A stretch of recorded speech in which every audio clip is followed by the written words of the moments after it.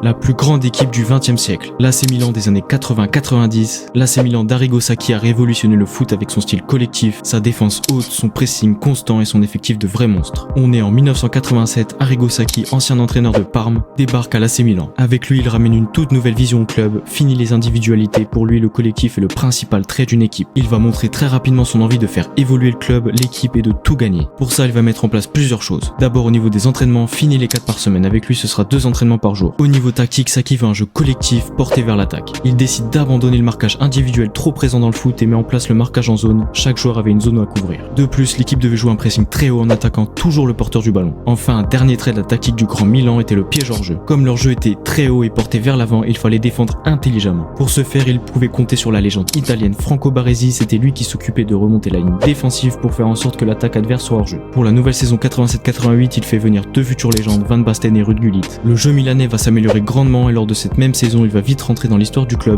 en remportant le titre de Serie A après plus de 9 années sans l'avoir gagné. Maintenant, l'objectif est l'Europe. Vainqueur de la Ligue des Champions à 2 reprises en 1963 et 1969, le club souhaite agrandir son armoire à trophées. Saison 88-89, Sacchi renforce son milieu de terrain avec de nouvelles recrues comme Frank Rijkaard et après avoir remporté la Serie A la saison passée, l'équipe est déterminée à montrer leur grand football. Malheureusement, au niveau national, l'équipe termine 3ème et se fait éliminer par le Torino en Coupe d'Italie. Il remporte malgré tout la Super Coupe d'Italie 3-1 contre la Sampdoria. Au niveau européen, c'est une autre histoire. L'équipe italienne est déterminée à montrer leur vrai niveau de jeu. Ils remportent haut la main les 16e de finale, les 8e de finale au tir au but, l'écart sur un 1-0 au match retour, puis tombe contre le Real en demi-finale. Le choc est très attendu. Milan réussit à arracher le nul 1-1 au Bernabeu et vont détruire les Espagnols au match retour 5-0. Grâce à cette performance, ils se retrouvent en finale contre le Steaua Bucarest, un club roumain qu'ils battent 4-0, un doublé de Gullit, un doublé de Van Basten. Le Grand Milan AC est donc champion d'Europe après 20 ans. Saison 89-90, le système, la tactique et l'effectif ne changent quasiment pas. Malheureusement, les hommes de Sacchi tombent aux portes de la première place et finissent 2e de Serie A derrière Naples et également 2e de Coupe d'Italie s'inclinant contre la Juventus. Ils remportent la Coupe intercontinentale et la Super Coupe de l'UEFA, puis du côté de la LDC, ils sont bien déterminés à gagner 2 fois d'affilée la coupe aux grandes oreilles. En demi-finale, ils rencontrent le Bayern Munich et gagnent 1-0 à Milan. Le match retour va être très chaud. Le Bayern réussit à marquer à la 58e et égalise donc au score cumulé. Prolongation, si nos joueurs italiens marquent, ils prennent un sérieux avantage grâce à la règle du but à l'extérieur. Borgo Novo réussit l'exploit à la 101e et malgré l'égalisation de McInally à la 106e, le Bayern s'incline 2-2 au cumul des 2 matchs grâce au but à l'extérieur du Milan. En finale, il tombe contre Benfica et remporte le match 1-0.